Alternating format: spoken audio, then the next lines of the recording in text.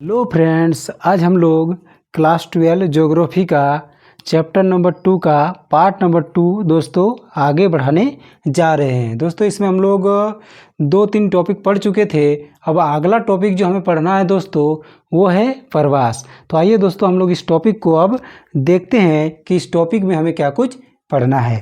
देखिए दोस्तों, प्रवास क्या है दोस्तों? प्रवास हम किसको कहेंगे? सीधा सिंपल दोस्तों, देखिए प्रवास हम किसको कहेंगे? जब कोई व्यक्ति अपने जन्म स्थान को छोड़ के, किसको छोड़ के दोस्तों? अपने जन्म स्थान को छोड़ के किसी दूसरे जगह में जाता है और जाकर वहीं अस्थायी रूप से बस जाता है, इसी को हम लोग क्या कहेंगे? प्रवास। याद रखिएगा दोस्तों, डिफिनेशन में क्या है कि अस्थायी रूप से बस जाते हैं वहाँ जाकर, तो इसी को हम लोग क्या कहेंगे? प्रवास कहेंगे। ये नहीं आज गया 10 दिन बाद वापस आ गया, तो ये दोस्तों इसको प्रवास हम नहीं कहेंगे। प्रवास किसको कहेंगे? जब कोई व्यक्ति अपने जन्म स्थान को छोड़ के जाता है और वहीं अस्थायी रूप से बस जाता है, तो ऐसी घटना को हम क्या कहते हैं? प्रवास कहते हैं। क्या कहते हैं दोस्तों? प्रवास। अब आइए हम लोग देखते हैं दोस्तों प्रवास का डिफिनेशन क्या है, प्रवास में क्या कुछ हमें पढ़ना है। देखिए, प्रवास जब कोई व्यक्ति अपने जन्म स्थान को छोड़कर किसी अन्य स्थान में जाता है और अस्थायी रूप से वहीं बस जाता है, प्रवास कहलाता है। दोस्तों ये एनसीईआरटी के बुक में इस तरह का डेफिनेशन नहीं दिया है, उसमें थोड़ा क्रिटिकल करके दिया है। उस चीज़ को मैंने आसान बना दिया है आप लोगों के लिए, ताकि आप लोगों को समझने में आसानी हो। तो देखिए, जब कोई व्यक्ति अपने जन्म स्थान को छोड़कर किसी अन्य स्थान में जाता है और अस्थायी रूप से वहीं बस जाता है, प्रवास कहलाता है। इसमें आपको क्या जोर देना है दोस्तों कि अस्थायी रूप से, किस रूप से? अस्थायी रूप से। अस्थायी रूप से जब वो वहाँ बस जाता है तो उसी को हम लोग क्या कहेंगे? प्रवास कहेंगे। अब आगे देखिए, प्रवास के प्रकार। किसके? प्रवास के प्रकार। दोस्तों प्रवास के 2 प्रकार होते हैं। कितने प्रकार होते हैं? 2 प्रकार। एक होता है आप्रवास, एक होता है उत्प्रवास। आप देखिए, आप्रवास क्या होता है और उत्प्रवास क्या होता है दोस्तों? देखिए, उत्प्रवास जब कोई व्यक्ति अपने स्थान को छोड़ के जाता है तो वह स्थान उसके लिए क्या कहलाता है? उत्प्रवास। क्या कहलाता है? उत्प्रवास। यानी वो व्यक्ति उस स्थान के लिए उत्प्रवास होगा जिस स्थान को वो छोड़ के जाएगा। अब जिस स्थान में वो प्रवेश करेगा वह स्थान उसके लिए क्या होगा? आप्रवास। क्या होगा दोस्तों?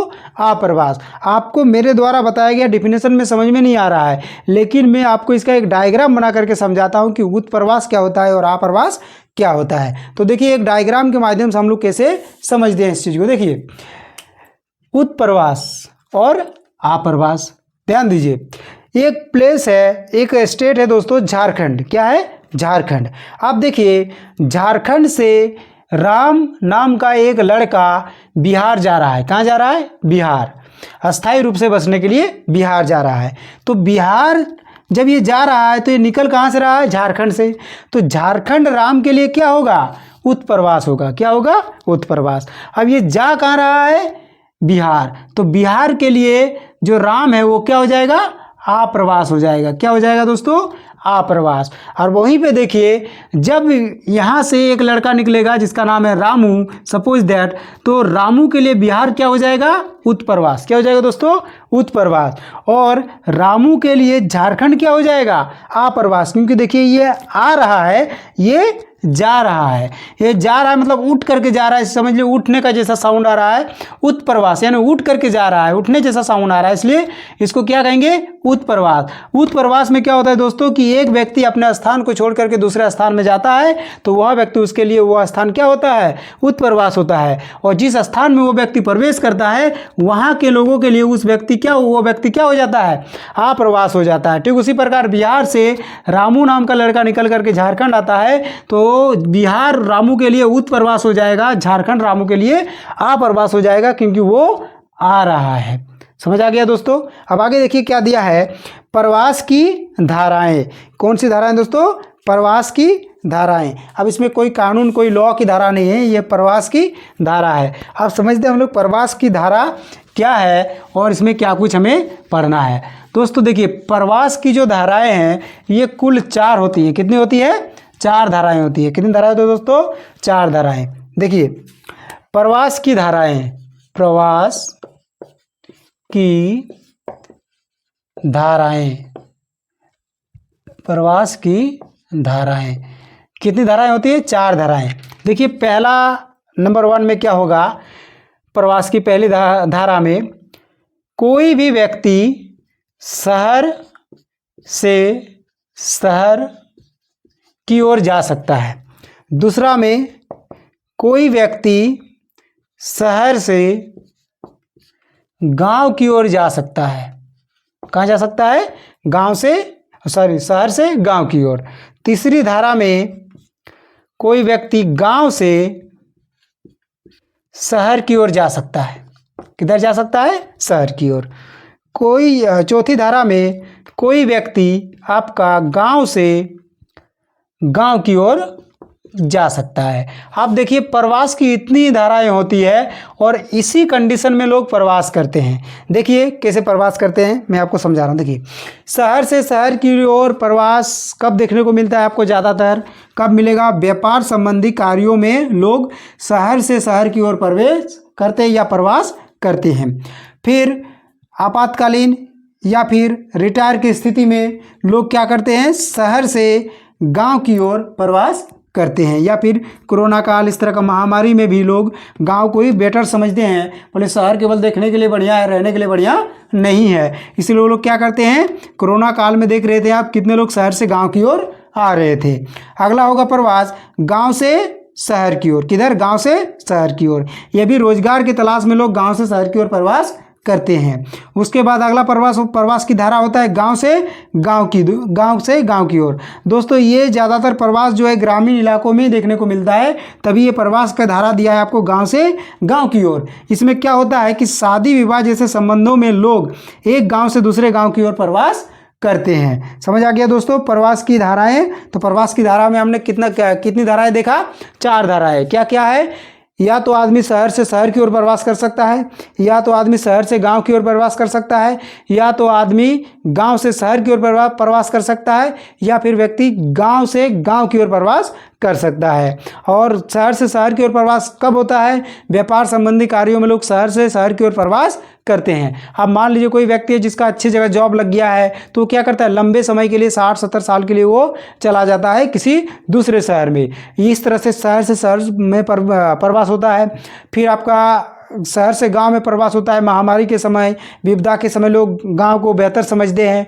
उसके बाद गांव से शहर की ओर होता है, रोजगार की तलाश में लोग प्रवास कर जाते हैं। किसी का अच्छी जगह जॉब लग जाता है तो वो नगर में रहना शुरू कर देता है। बहुत कोई होता है वहीं ज़मीन खरीद करके वहीं घर बना लेता है, वहीं परमानेंटली जो है वो अस्थायी रूप से बस जाता है। अगला है आपका प्रवास गाँव से गाँव की ओर। दोस्तों, गाँव से गाँव की ओर तब होता है जब शादी विवाह जैसे संबंध जुड़े जाते हैं, तब एक गांव से दूसरे गांव में प्रवास होता है। इसमें स्त्री प्रवास ज़्यादा होता है, पुरुष प्रवास कम होता है। अब देखते हैं दोस्तों आगे हमें क्या कुछ पढ़ना है। दोस्तों, आगे जो हमें पढ़ना है वो है प्रवास को प्रभावित करने वाले कारक। किसको दोस्तों? प्रवास को प्रभावित करने वाले कारक। ये तो प्रवास को प्रभावित करने वाले कारक दोस्तों 2 हैं। कितने हैं? 2 हैं। अब देखिए क्या है वो 2 प्रवास को प्रभावित करने वाले कारक में। देखिए, प्रवास को प्रभावित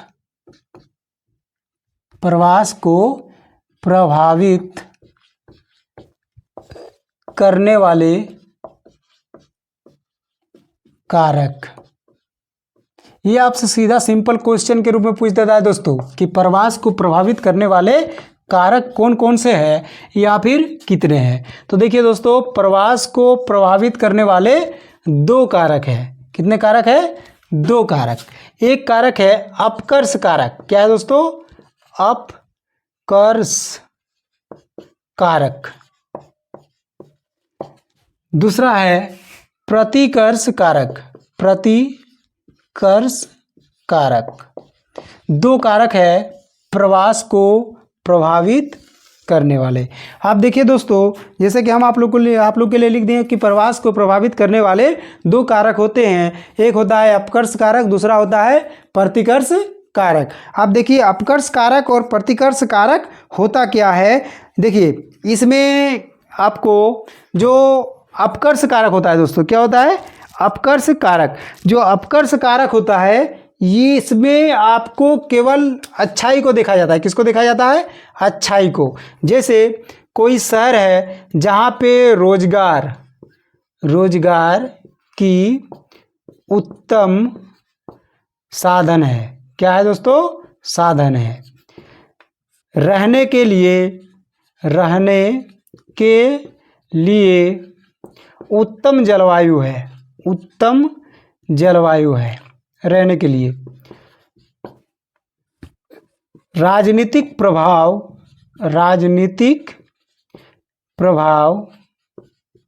अच्छा है।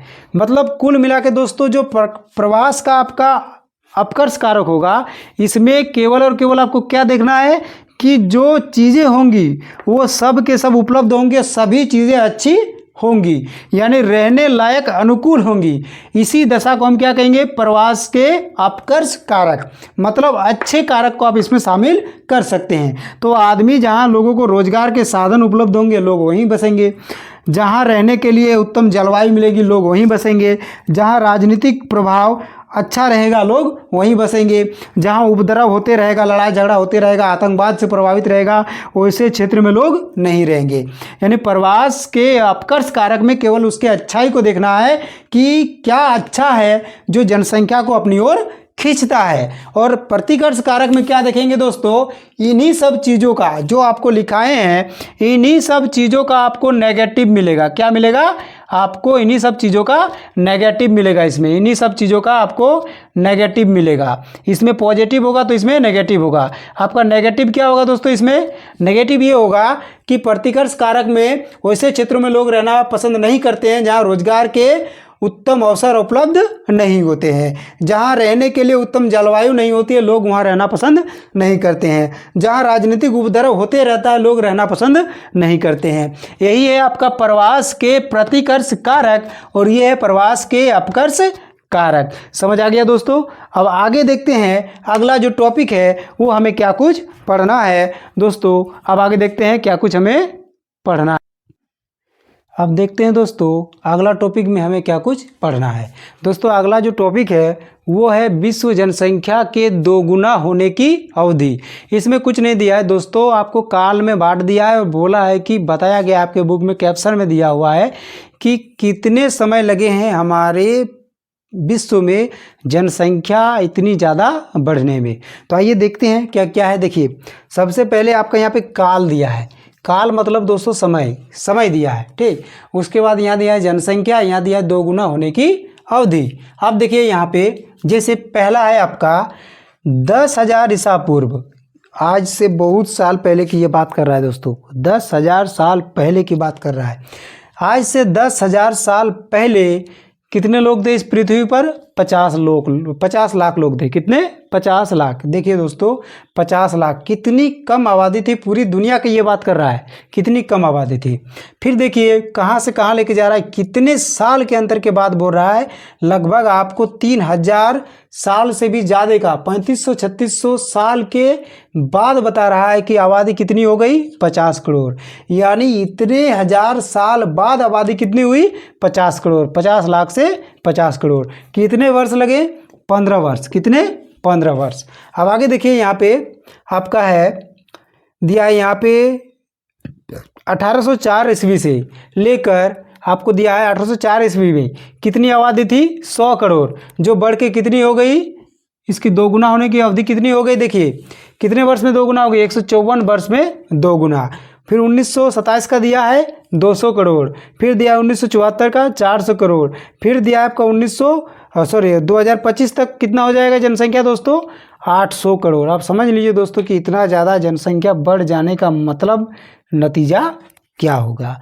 तो क्या नतीजा होगा वही चीज़ आगे यहाँ पे दिया हुआ है कि जनसंख्या परिवर्तन का प्रभाव, किसी भी क्षेत्र में जनसंख्या परिवर्तन का क्या प्रभाव पड़ेगा और क्या प्रभाव दिखेगा। दोस्तों सीधा सिंपल सा इसका आपको जवाब होगा कि कहीं भी अगर जनसंख्या बढ़ जाता है तो सबसे पहले दोस्तों इसको लिखने का ज़रूरत नहीं है हमको, केवल आप समझ लीजिए तो आपके लिए काफ़ी है।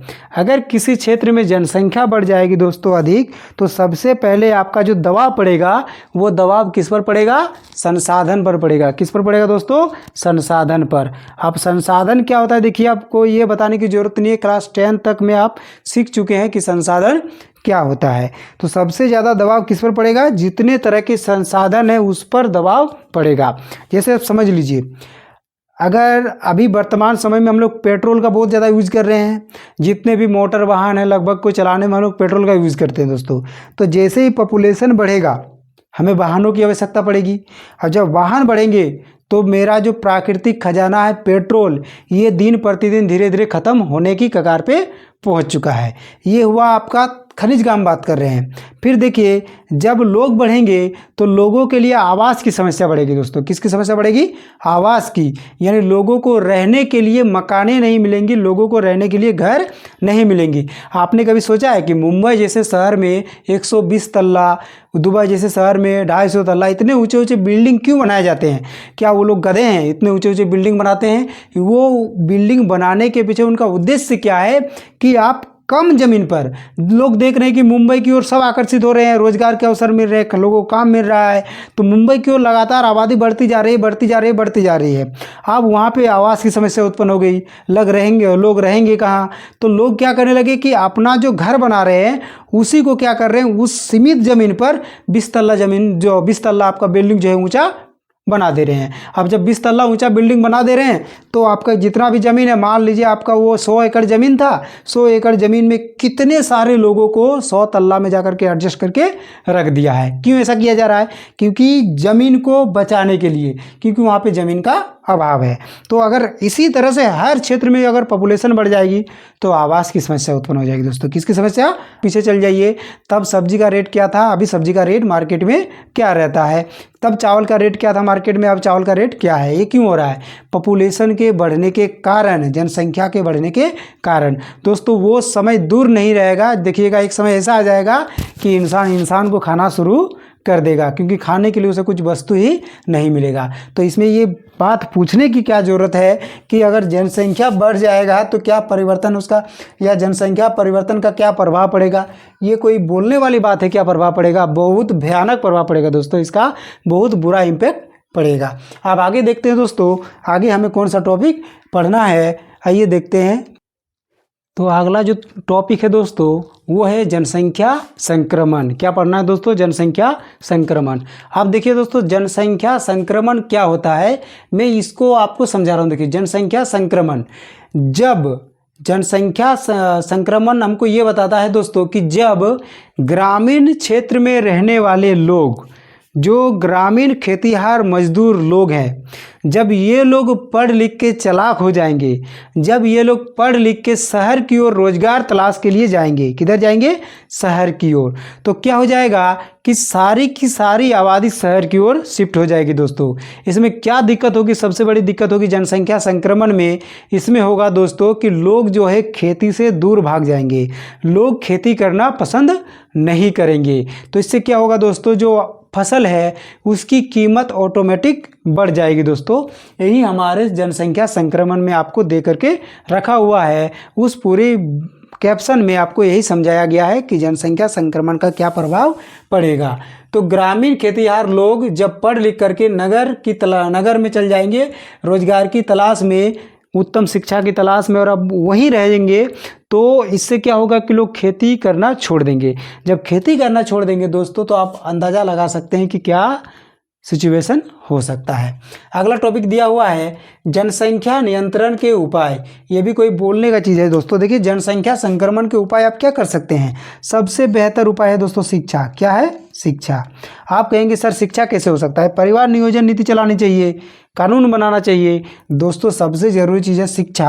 आप शिक्षा लागू कीजिए, आप शिक्षा अच्छा से दीजिए, उसको समझाइए कि 10 बच्चे रहने से क्या दिक्कतें हैं, 2 बच्चे रहने से कितनी अच्छी सुविधाएं हैं, 1 बच्चा बच्चे का कितना अच्छा सुविधा होगा।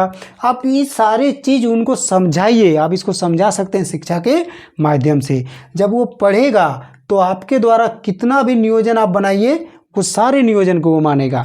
अगर वो अनपढ़ रहेगा ना दोस्तों, तो आप 1000 नियम बना लीजिए, वो आपका एक भी नियम फॉलो नहीं करेगा, क्योंकि उसको समझ ही नहीं आएगा कि सही कौन है और गलत कौन है। इसलिए सबसे ज़रूरी चीज़ है शिक्षा। क्या है? शिक्षा। भारत का स्थिति देख लीजिए दोस्तों, भारत क्या कहता है कि आने वाले समय में भारत जो है विश्व गुरु बनेगा। क्या बनेगा? विश्व गुरु। जरा भारत सरकार को ये बता दीजिए और झारखंड सरकार को ये बता दीजिए, यहाँ स्कूल में गुरु नहीं है, स्कूल में मास्टर नहीं है, यहाँ अब क्या बोलें कि विश्व गुरु क्या बनेगा ये बताइए। खाली बोल देने से भारत विश्व गुरु नहीं बनता है, यहाँ सब फकीर बन जाएंगे आने वाले समय में। आप दोस्तों बिलीव नहीं कीजिएगा, हम लोग देख रहे हैं, आप भी देख रहे हैं अपने अगल बगल कि हम लोग के बैच के जो स्टूडेंट थे, जो बच्चे थे, कितने अच्छे पढ़ते थे, कितने अच्छे सब कुछ करते थे।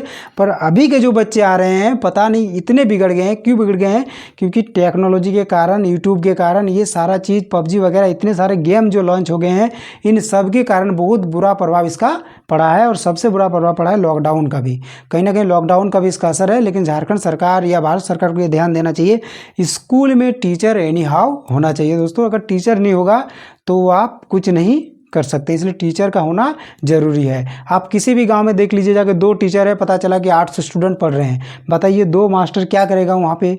हाँ, कुछ भी नहीं कर सकता है वहाँ पे। एक रूम में जाएगा तो 7 रूम के बच्चे हल्ला करना शुरू कर देंगे। तो ये स्थिति हो चुका है दोस्तों हमारे भारत का, खास करके झारखंड राज्य का। दोस्तों दूसरे राज्यों में वैकेंसी निकलती रहती है, लेकिन झारखंड राज्य की स्थिति बहुत गंभीर है। इसलिए आप हमारे यूट्यूब चैनल से जुड़े रहिए, आपको टाइम टू टाइम दोस्तों अपडेट मिलता रहेगा, क्या पढ़ना है, कैसे पढ़ना है, क्या करना है, जो भी सिलेबस आएगा, जो भी होगा वो आपको मिलता रहेगा।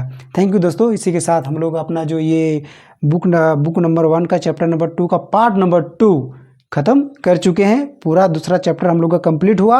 अब अगले क्लास में आपको इसका, या अगले वीडियो में आपका इसका MCQ क्वेश्चन मिल जाएगा।